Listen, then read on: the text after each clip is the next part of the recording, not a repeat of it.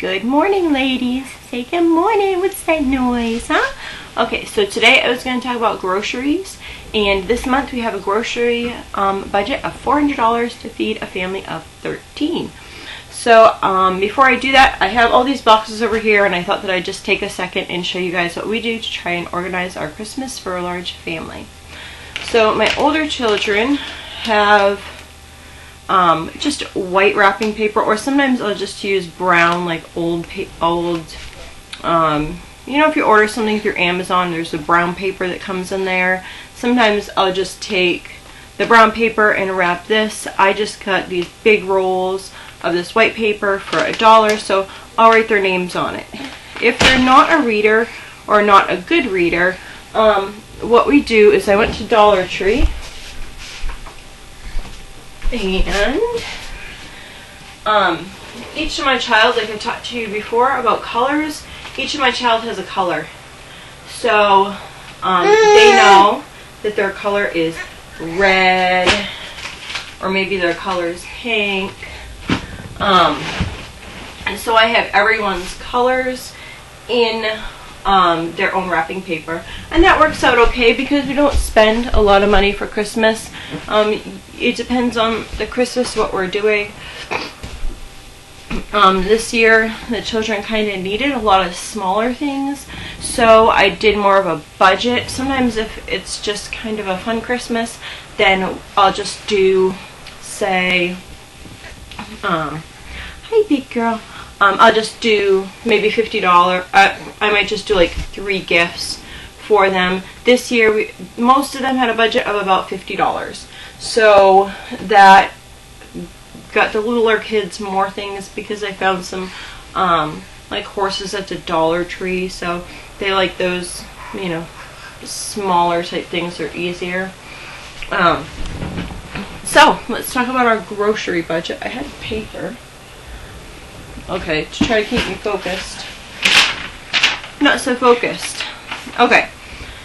So we're doing the no spend challenge for January, and this is for non-consumable items. This also meant that I wanted to break my budget down for my groceries in about half. We spend about $800 right now for our groceries, and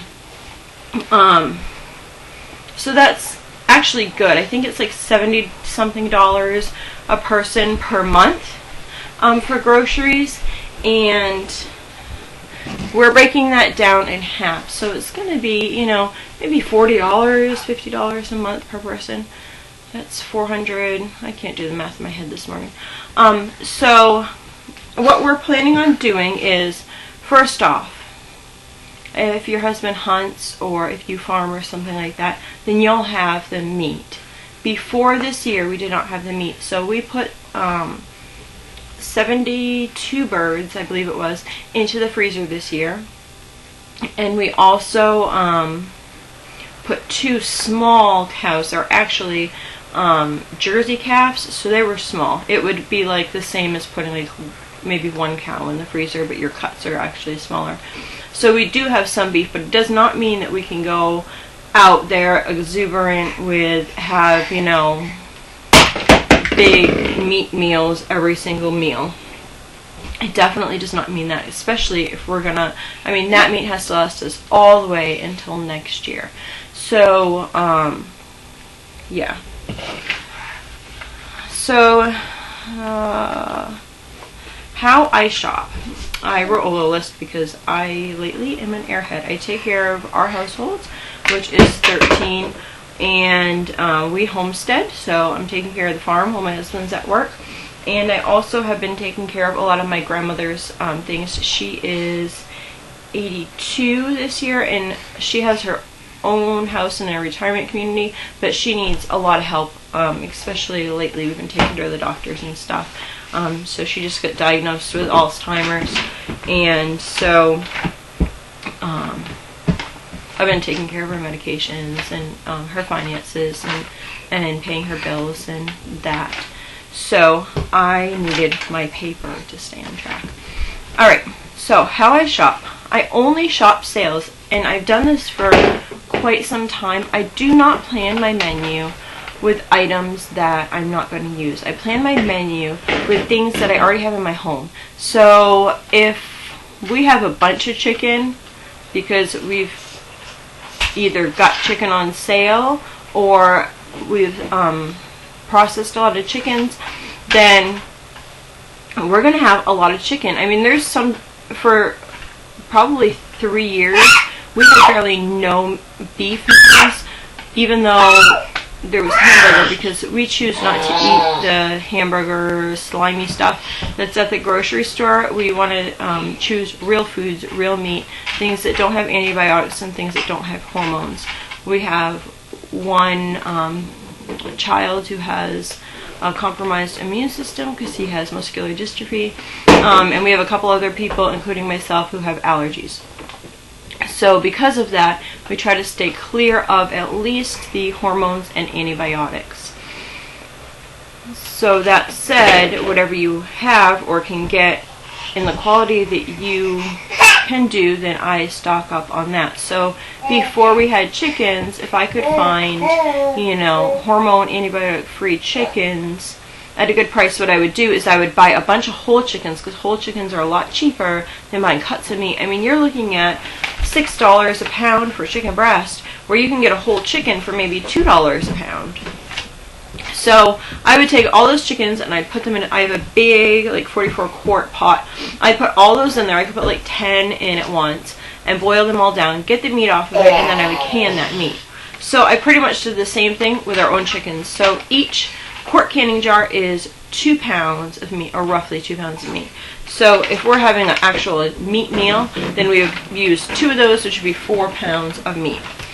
So I only shop sales. I don't make my menu and say, well, I really feel like having meatloaf today, so I'm going to go buy meat and make meatloaf.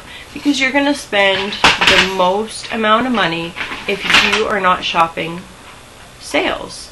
End of story. But if you find a good sale, then stock up a lot, or as much as you can within your budget. I'm looking for peanut butter this month. That's one thing that I'm running low in. We buy natural peanut butter with, with the oil stuff on top and the peanut butter in the bottom. We can't really afford to go organic with that, but I don't want the ones with all the sugar in it. So,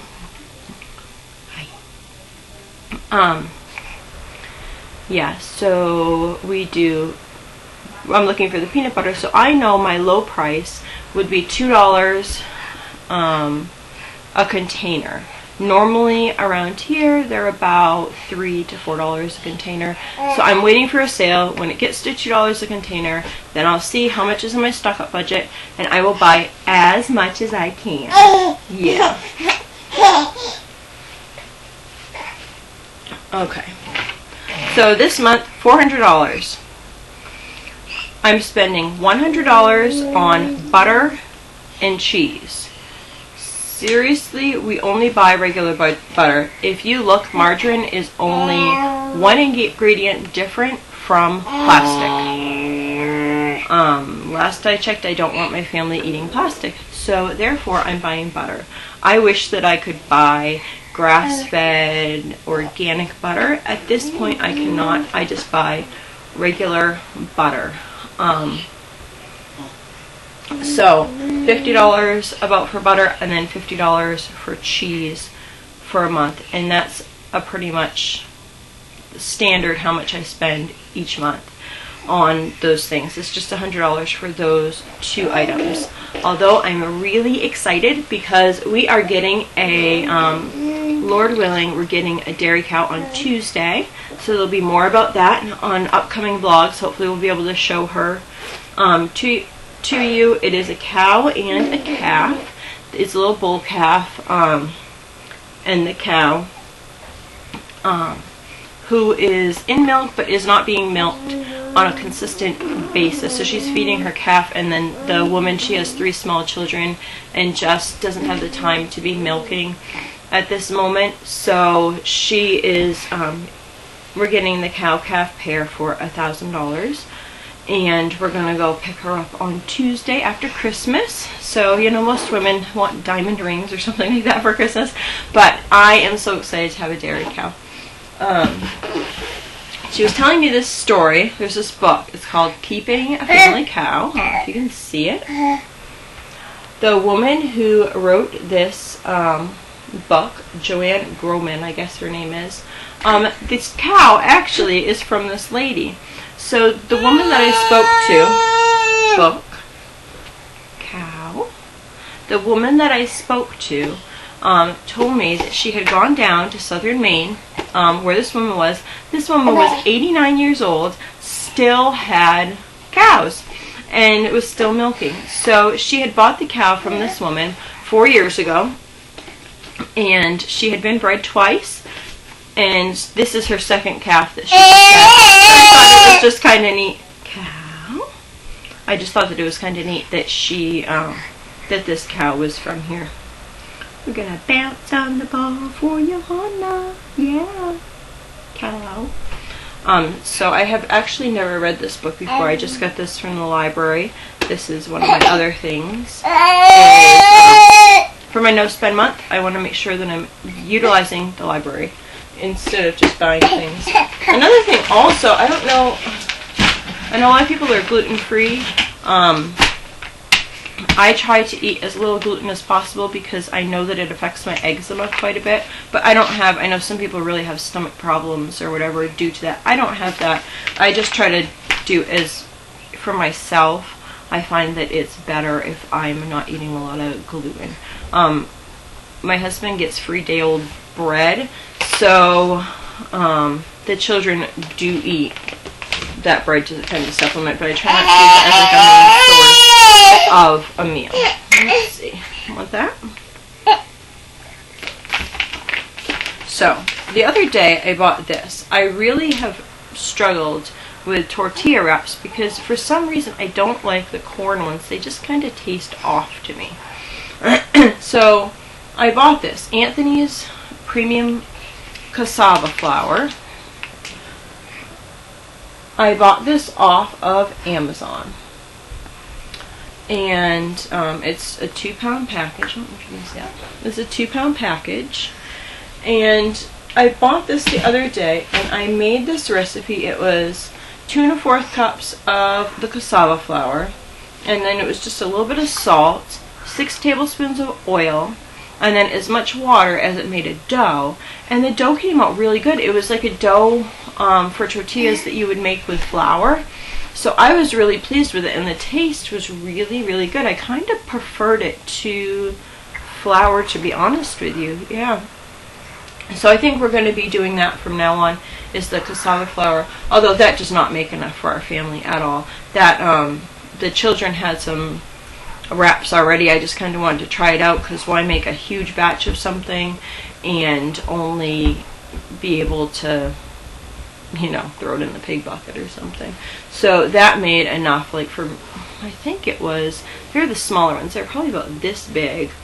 And I think we ended up making like 16 of them about this big. So the smaller ones. So that wouldn't have done our whole family. I could probably double it and then that would have been enough for our family. Alrighty, so moving on. What else do I have? So I'll spend $160 a week for fresh salad and produce. We are in Maine and we do not have a greenhouse, so we do not have fresh foods. And I think that that's important for us to keep up our fresh fruit and salad. I usually try to buy 2 of the big containers of the organics. It's just like mixed greens, or sometimes I'll just buy spinach. I usually buy 1 mixed greens and then 1 spinach because the spinach lasts longer than the mixed greens. So I'll buy 2 in a week. I'll buy the mixed greens, use that first. The end of the week I'm using spinach. And so we'll just add all different things to that to just make it cheap. Sometimes we'll just do like raisins, sometimes we'll do cheese and beans, onions. We normally do not make a regular salad. I mean, if we went out and bought tomatoes and cucumbers and all the things that you think of for a salad, you're talking about an expensive salad, and we just can't do that. But we can do, you know, apples and cheese is a good combination, or onions and black beans is a favorite. Maybe chickpeas and oranges. I have nuts, so a lot of times I'll just grind up some nuts to add some more protein on top of it. Another thing is we could make, if we had leftover, say made chicken salad sandwiches, leftover chicken salad can be thrown on top, eat it like that, leftover tuna fish, little teeny pieces of meat just cut up, thrown on top of there.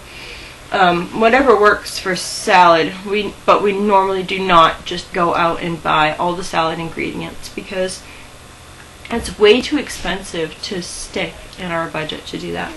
So let's see, I have $40 in baking supplies. That would be anything that I use for baking, really. We try to stay clear of, I know it's right before Christmas, so we've been making some cookies here and there, but we're trying to just have maybe fresh fruit for snacks, or for if you know, for snacks pretty much, because if they're eating cookies and filling up on cookies and then they want to have a meal afterwards and then they're not eating all their meal because they're eating cookies, that kind of counterproduces, you know, what we're trying to do. But sometimes I'll make, the oatmeal balls that you put like peanut butter and honey or whatever in. You mix equal parts of peanut butter and honey, and then you put oatmeal in there, and sometimes I'll do cinnamon or something in there and roll them up in a ball. And sometimes we'll do something like that, and that's okay. So it might be like buying oats, or it might be buying, the cassava flour or baking soda or baking powder, that type of stuff. Let's see. And then $100 of stock up items. So whatever I need to stock up on, or something that I purchase on a regular basis that's on sale, then, sorry, I'm probably bouncing you guys too, then I'll just stock up on it. I know this month I want to spend probably $50 in peanut butter, but I'm going to wait until it goes on sale. I try to start looking, like for peanut butter, I'll have a case already downstairs, which I have, and I'll start looking when I have only one case left, so that I have the time to look to find what I really want, and not have to cheat out and not have to spend double the money. I mean, if I bought 6 things of peanut butter at normal price, $4 a thing, I'd only be able to get 6. But if I wait for the sale for $2 a piece, then I'm able to get 12. So it just makes sense to do it that way. If you pay attention, then you can do that. What else do I have written down here? So, canning meat. So I spoke a little bit about canning meat, but yeah, just canning the meat that is on sale, canning meat that somebody gives you, canning meat. It's so convenient to have a can of meat. You just dump it in the crock pot, dump your seasonings, dump whatever else you're putting in there, and call it a day, For my no spend challenge, I'm going to try to do 2 things more. 1, cooking on top of the wood stove. It's going anyway. I need to be cooking on it. 2 is using my crock pot or my roaster on low. Preferably the crock pot because it runs less electricity with the crock pot. So those are 2 things that I want to save with the no spend challenge. My goal is to continue this throughout the year. So I'm hoping that my budget can be $400 for the year. I could probably just eat from the pantry and not buy fresh produce, not buy all those types of things, and I could eat. But I don't know how our health would be affected if we did that. And then you're paying in another way. So I just hope that I can keep the $400 a month budget up and remain healthy. Just remember though, look for those sources of free items or items that you can get for least expensive. I had bought some cheese that the date was that day for 99 cents a bar.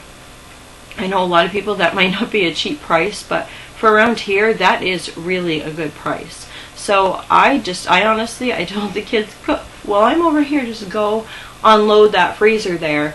And that's what they did. And I think I got 20 bars of cheese for 99 cents. That would have cost me, maybe close to $100, $75, $100, something like that for those 20, 25 bars. So just buying things when they are cheap. When the sale goes on and it's really a rock bottom sale price, try to get as much as you can, but don't go over your budget just to do that. That's one thing. A lot of times people might say, oh, that's a really good deal.